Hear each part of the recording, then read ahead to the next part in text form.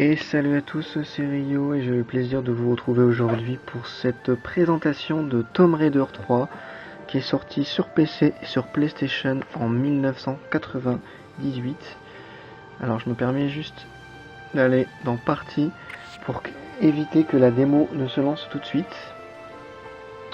Donc salut à tous, on se retrouve pour cette petite présentation de Tomb Raider 3. Je vous avais déjà fait une vidéo sur Tomb Raider 2.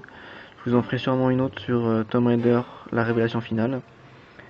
Alors dans cette vidéo, je vais pas trop vous montrer le jeu, autant que je vous en avais montré pour la vidéo sur Tomb Raider 2. Là je veux surtout me concentrer en fait sur le personnage de Lara, qui est un personnage plutôt mystérieux finalement, ainsi que sur la demeure de Lara, vous montrer quasiment de A à Z la demeure de Lara, parce que c'est vraiment ce jeu où la demeure de Lara est la plus grande et la plus vaste. Voilà. Donc c'est aussi, j'ai choisi de pas trop vous montrer le jeu pour la simple et bonne raison que Tomb Raider 3 c'est le Tomb Raider auquel je me souviens le moins, simplement. Je m'en souviens le moins et j'ai pas trop joué à Tomb Raider ces temps-ci, donc je suis pas vraiment à jour. Donc je préfère vous montrer la demeure de Lara. Alors par contre, voilà, donc je vais remettre ici pour que la démo se déclenche. Je vais en profiter pour vous parler de l'histoire du jeu. Alors, je sais pas si vous vous souvenez, dans Tomb Raider 2, il fallait qu'on retrouve une dague chinoise, la dague Xiang. Là, le scénario n'a strictement rien à voir. En fait, une météorite s'est écrasée en Antarctique.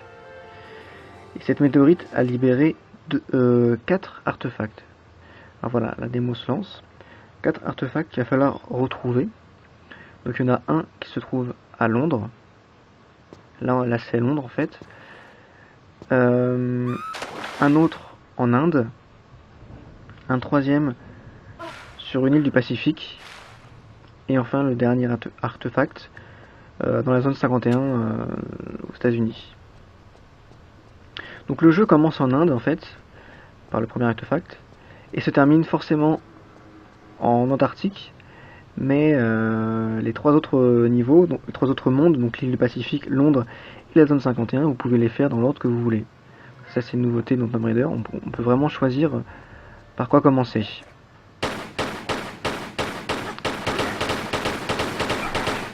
Donc dans ce Tomb Raider 3, il y a beaucoup plus d'énigmes que dans Tomb Raider 2. Tomb Raider 2 était plus finalement un jeu d'action. Ce Tomb Raider 3 ressemble donc beaucoup plus à Tomb Raider premier du nom que Tomb Raider 2. Tomb Raider 2, il y avait beaucoup de combats, beaucoup d'actions, il fallait combattre plein d'animaux, toutes sortes, et des humains. Là, il y a beaucoup moins d'ennemis, et c'est vraiment un jeu plus basé sur la réflexion et sur la résolution d'énigmes. Je sais pas si ça m'entend très bien quand elle tire avec ses flingues, donc je disais résolution d'énigmes. Voilà. Dans ce Tomb Raider 3, donc qui est sorti vraiment un an après Tomb Raider 2, Lara est un peu plus réaliste. Sa poitrine a diminué un petit peu, mais en termes de peau et de visage, c'est un peu plus réaliste. Donc là maintenant, on va pouvoir aller dans la demeure de Lara. Je vous laisse écouter le thème principal de ce Tomb Raider 3 qui est toujours aussi exceptionnel que n'ont été Tomb Raider premier du nom et Tomb Raider 2. Je vous laisse écouter.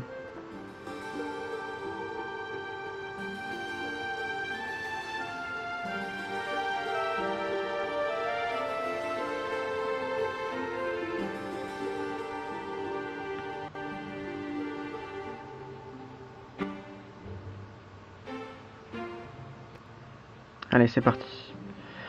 Donc en termes de graphisme, les environnements sont mieux travaillés, sont plus fins que dans Tomb Raider 2. En fait, Core Design a utilisé un nouveau moteur graphique, tout simplement. Bienvenue dans mon humble demeure. Ne te gêne pas, jette un coup d'œil. Donc c'est toujours Core Design qui a développé le jeu et Eidos Interactive qui est l'éditeur. Le jeu est sorti en 1998, en novembre 1998, sur PC et sur PS1.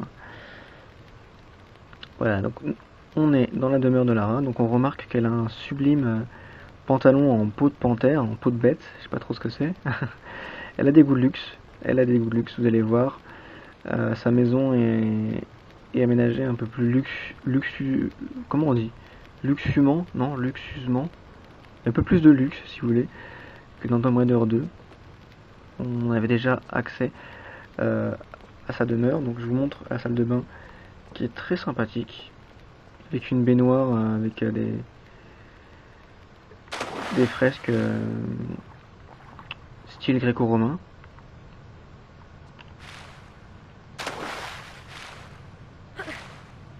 Les murs pareil, hein. Carrelage très beau. On ira dehors tout à l'heure, hein. Bon voilà, c'est une salle de bain. Il y a un petit lavabo et tout, comme il faut. Un feu de cheminée parce qu'il fait froid. Donc là on a un petit placard où on peut trouver des torches. On va prendre les torches. Bon, je vais peut-être pas vous montrer, c'est pour aller dans le grenier en fait, parce que le grenier est tout noir. Mais le grenier en fait, il n'y a pas grand chose dedans. Donc je ne pense pas que je vais vous montrer le grenier. Il est assez grand, mais à part des caisses vides, il n'y a rien quoi.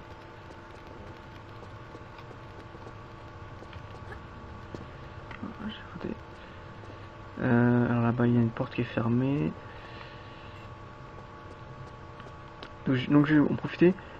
Pour cette vidéo, on va vraiment rester dans la demeure de Lara. Donc je vais vraiment faire le tour. J'espère vous présenter du mieux possible cette demeure. Voilà, c'est ici le grenier en fait.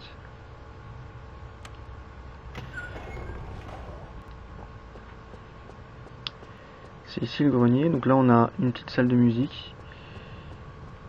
Donc je vais vous parler un peu de Lara. Donc Lara, en fait, à cette époque, en 1998, on savait très peu de choses sur Lara. Alors on savait très peu de choses parce qu'il n'y avait pas vraiment de scénario. En fait, au jour d'aujourd'hui, donc là on est en 2014, en fait il y a deux scénarios, enfin deux biographies de Lara Croft. Il y a la biographie dite officielle qui a été écrite par Crystal Dynamics pour le jeu Tomb Raider Legends. Donc Tomb Raider Legends, si je dis pas de bêtises, ça correspond au Tomb Raider 7. Donc ça c'est la biographie officielle. Et il y a une biographie dite plutôt officieuse qui est en fait les quelques notes. Une espèce de petite biographie qu'on trouve dans le livret de Tomb Raider 1, donc sorti en 96. Donc, ce qu'il faut savoir, c'est que les deux biographies ne collent pas forcément. Je vais vous parler de la biographie officielle, donc c'est celle que les fans connaissent le plus et considèrent aussi comme étant officielle. On va attendre le. Je vais en profiter pour ouvrir le frigo et on va attendre le vieux. On va l'enfermer dans le frigo parce qu'il est chiant. Moi il me saoule le vieux là, Winston je crois qu'il s'appelle.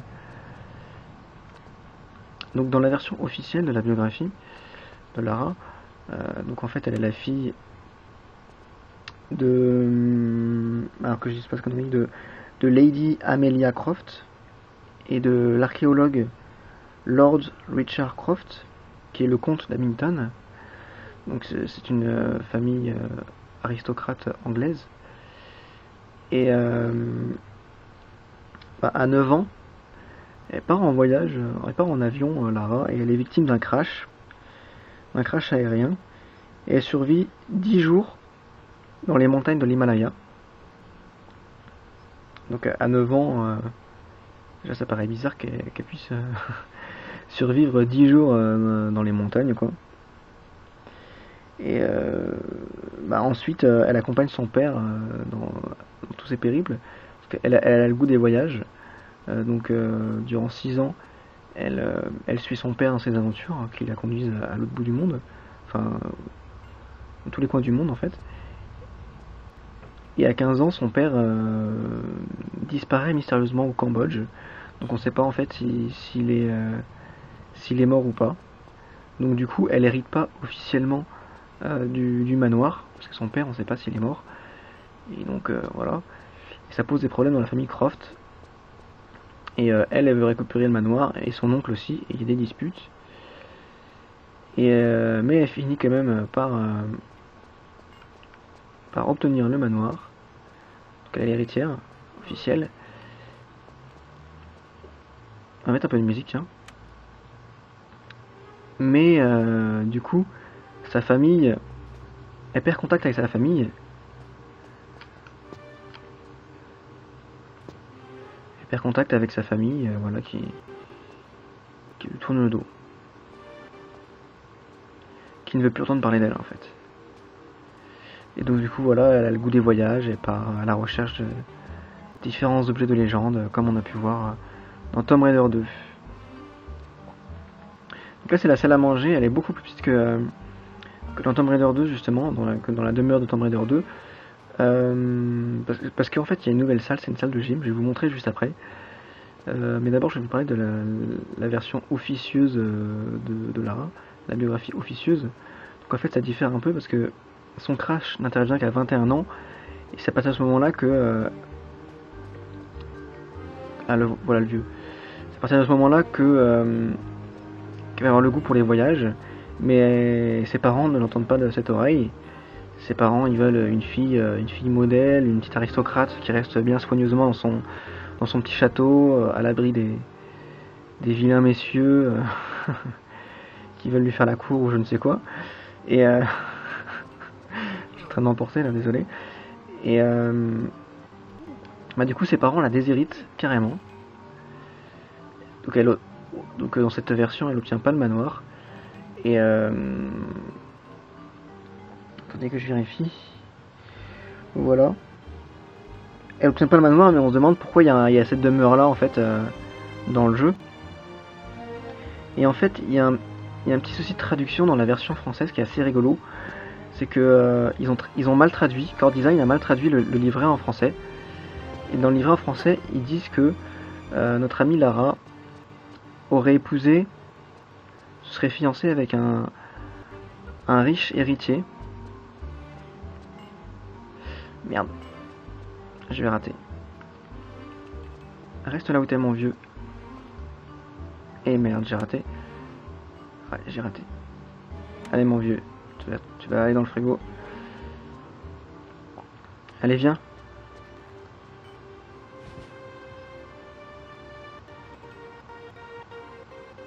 Viens Winston. Bon, c'est des petits bugs de musique, excusez-moi d'avance. Allez viens. Putain, il est long. J'ai d'autres choses à vous montrer. Allez viens.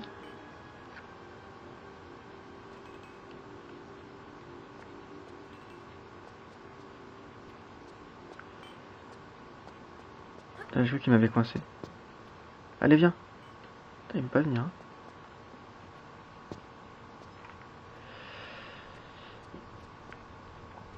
Donc, Lara est toujours aussi lourde à manier. Allez, voilà, c'est bien. Voilà, on est débarrassé du vieux. Il bug ou quoi? Ah, il y a un bug, regardez ça. On voyait son bras qui dépassait. On est sur un jeu un jeu de PS1. Donc voilà, il reste encore quelques bugs. Il est moins buggé que Tomb Raider 2. Donc pour revenir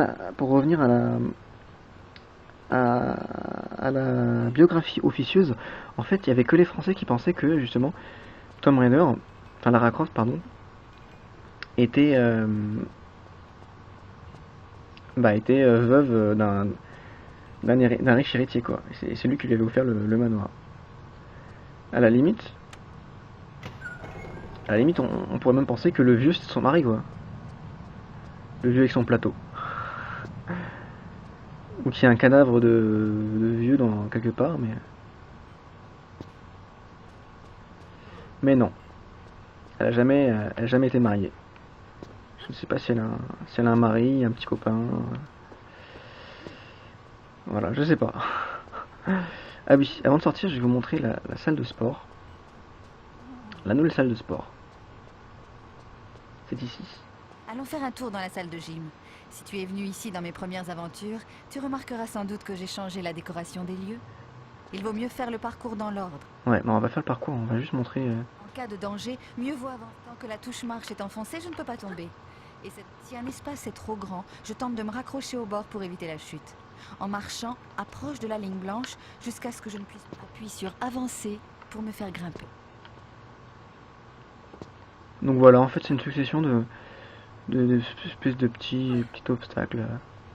Pour travailler les sauts, pour travailler... Là on a une échelle je crois, on peut carrément y monter dessus. Je vais vérifier. Non.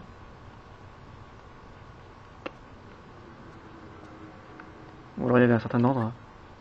Non, je sais plus. Je sais plus. Ça fait très longtemps que j'ai pas rejoué. J'ai plus les réflexes. Donc en termes de gameplay, il y a quelques nouveautés. Je vous en reparlerai. Je vais vous en parler quand je serai dehors. On va faire un tour dehors. Le fameux, le mythique parcours du combattant. Je vais vous montrer tout ça. Là, j'ai juste envie de faire un petit plongeon. Un petit plongeon comme elle les fait super bien.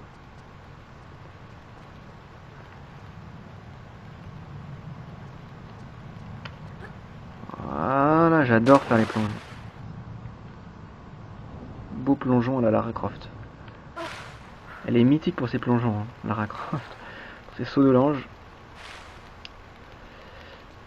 Et très belle piscine, hein. Très belle salle.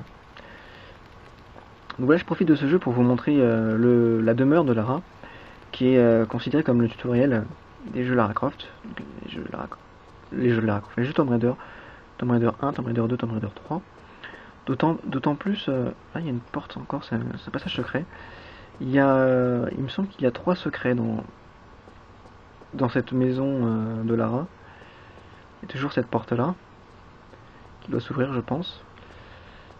Il y a 3 secrets contre un secret, je crois, dans Tomb Raider 2, dans la maison de Lara. Donc il y a plus de secrets. Par exemple, vous pouvez découvrir une piste de quad pour faire du quad, vous entraîner au quad. Parce qu'il y a toujours des véhicules dans ce Tomb Raider 3. C'est à partir du Tomb Raider 2 qu'on pouvait utiliser les véhicules. Donc là, vous voyez, il y a une porte, on peut pas passer. C'est là où il y avait le parcours du combattant. Donc on est obligé de faire le tour. Faire le tour de la demeure. Il y a toujours le labyrinthe en face. Mais il est fermé, il y a une grille, on peut pas y aller tout de suite en fait.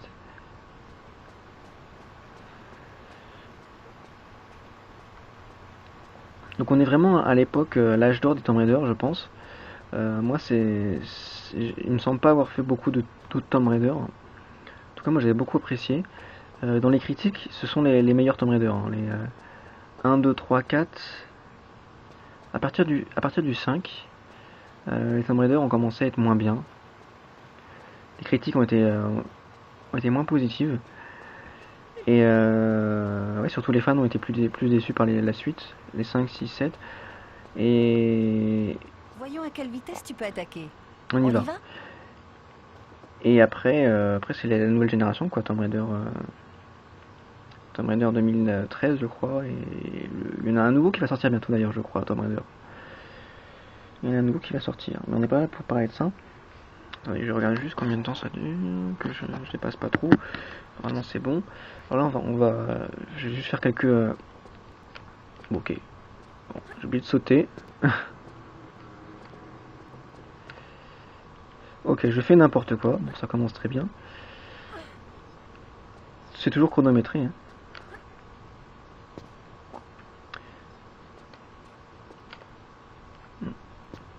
Je sais plus comment il fallait faire. Peut-être se laisser glisser. Mais je vais surtout vous montrer en fait la fin du parcours que vous ne connaissez pas dans Tomb Raider 2, enfin qu'on n'avait pas dans Tomb Raider 2. Je vais vous montrer. Parce que là, à la limite, on s'en fiche un peu de ça.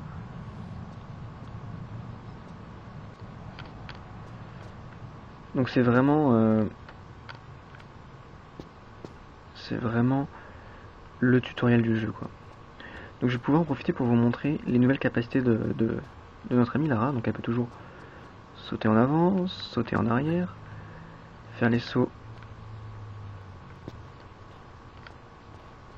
les sauts comme ça, faire les sauts latéraux, les roulades. Et maintenant, elle peut carrément alors s'accroupir et marcher en rampant. Et elle peut également... alors c'était comment déjà? Alors, ça va être ça.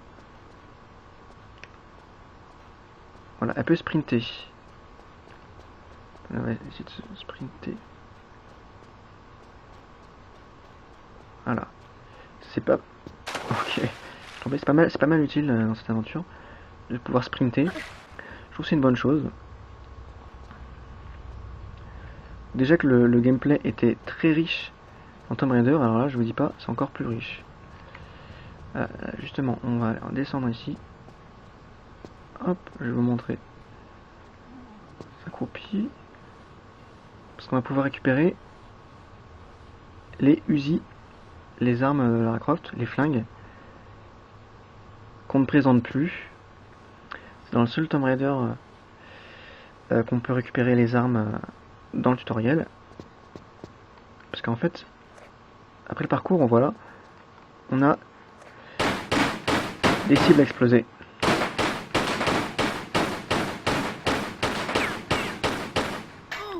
Et on a surtout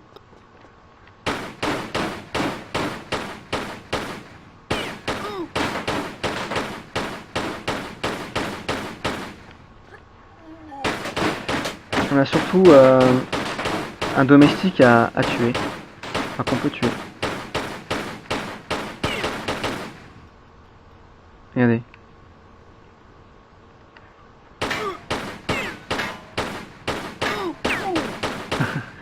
Il mourra jamais parce qu'il est en blindé en fait. Il a un casque, il a une armure. Mais c'est marrant, on peut lui tirer dessus. Il a un plateau pour se défendre, mais bon. Et voilà, le parcours s'arrêtait ici. Je crois que c'est là que vous pouviez avoir le quad. Il y a quelque chose qui se débloquait ici, je ne sais plus quoi. Voilà. Voilà, donc vous avez vu la demeure de Lara. Quelques secrets, mais bon, je vais pas essayer de les découvrir. Je m'en souviens plus très bien. Il va y avoir un secret dans le labyrinthe. Et pour cela, je crois qu'il faut auparavant faire autre chose, trouver notre salle secrète. Voilà, la porte est ouverte.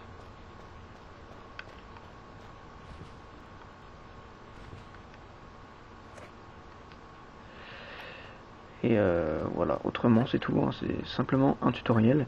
Le jeu est long, vous en avez pour votre argent. C'est comme le premier Tomb Raider ou le deuxième. Il est aussi long, donc comme je vous l'ai dit, il y a moins d'action que Tomb Raider 2, qui était vraiment centré action.